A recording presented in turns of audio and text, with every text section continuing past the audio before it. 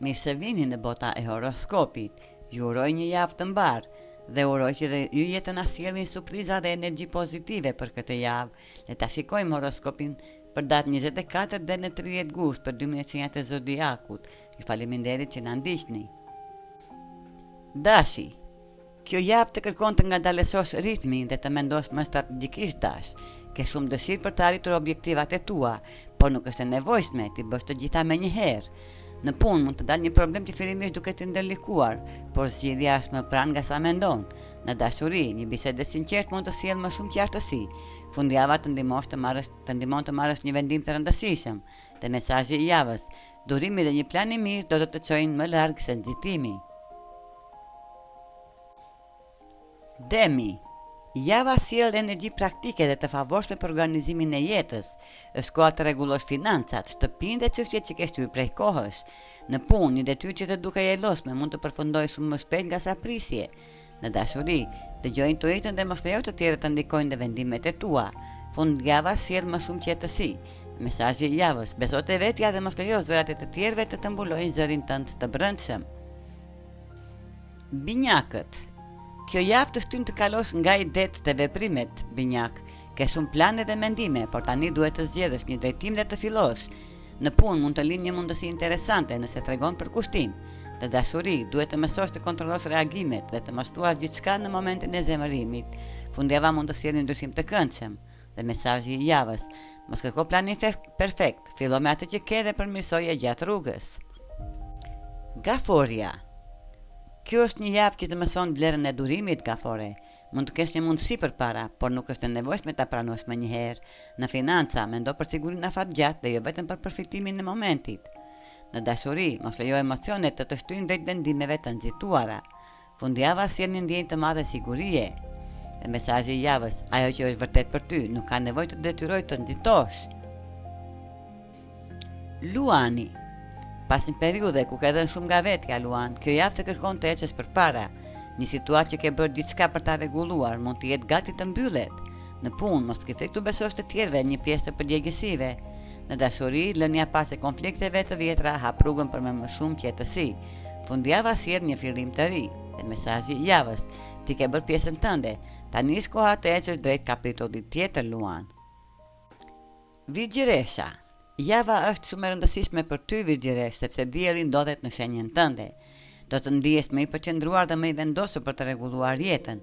Megjithatë, mos u përpiq të kontrollosh gjithçka.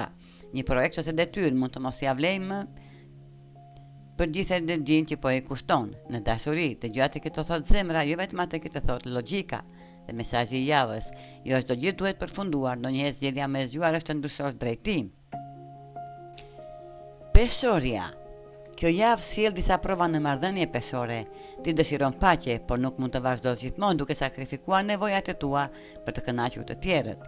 Në dashuri dhe familje, thuaj qartë atë që dëshiron. Në punë, smang vendimet e nxituara dhe prit derisa situata të bëhet më e qartë.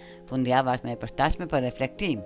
Dhe mesazhi i javës: harmonia e vërtet fillon kur nuk ke më nevojë të fshesh atë që ndjen peshore. Akrepi. Java të kërkon të jesh i kujdesshëm me fjalët akrep. Një bisedë që e ke shtyr mund të bëhet e pashmangshme. Në punë mund të përballesh me një person të vështirë, por ke aftësinë ta mbrosh pozicionin tënd. Financat kërkojnë vëmendje dhe mund të ketë një shpenzim të papritur. Mos u dorëzo, një ide kreative mund të ndryshojë situatën. Dhe mesazhi i javës: thuaj të vërtetën, por mos haro të tregosh pak edhe mirëkuptim, akrep. Shigjetari. Parat bëhen një nga temat kryesore të javës shigjetar. Mund të kesh dëshirën të shpenzosh për udhëtime, argëtim apo një dëshirë personale, por tani është koha të mendosh më seriozisht për buxhetin. Në punë, po ndërton diçka që kërkon kohë. Në dashuri, mos u trem nga përgjegjësitë. Fundjava mund të të sjellë një mundësi për të parë më qartë të ardhmen shigjetar. Dhe mesazhi i javës për ju: liria bëhet e bukur kur ke siguri financiare pas vetes. Bricjapi. Kjo është një nga javët më të fuqishme për ty, Bricjap. Hëna në shenjën tënde në fillim të javës të jep motivimin për të punuar drejt qëllimeve. Mund të bësh një hap të rëndësishëm në karrierë ose në një projekt personal, por mos i vendos vetes presion për të zgjedhur diçka me një herë. Në dashuri, diçka nga e kaluara mund të rikthehet në mendjen tënde. E mesazhi i javës për ju, Bricjap: Zgjidh një qëllim dhe përqendrohu aty, nuk e të rregullosh gjithë jetën brenda një jave. Ujori. Kjo javë të kujton se pushimi është po aq i rëndësishëm sa puna ujor. Ke shumë gjëra në mendje, por nëse vazhdon pa ndaluar, mund të humbasësh energjinë. Në punë mos kërko gjithmonë miratimin e të tjerëve për të kuptuar vlerën tënde. Në dashuri, pak hapësirë personale mund të të bëjë mirë. Fundjava të ndihmon të rimbusësh bateritë. Dhe mesazhi i javës për ju ujor, nuk ke nevojë të provosh vlerën tënde çdo ditë. Ajo që ke arritur tashmë ka rëndësi. Peshqit. Kjo javë sjell një proces të fortë emocional peshq. Nëse afrohet eklipsi hënor i 28 gushtit, mund të kuptosh se cilët njerëz janë vërtet pranë teje dhe cilët vetëm të konsumojnë energjinë. Në dashuri, disa marrëdhënie mund të kalojnë në një fazë të re. Nëse diçka nuk të bën mirë, mos ke frikë të vendosësh kufi. Fundjava mund të sjellë një kthesë emocionale.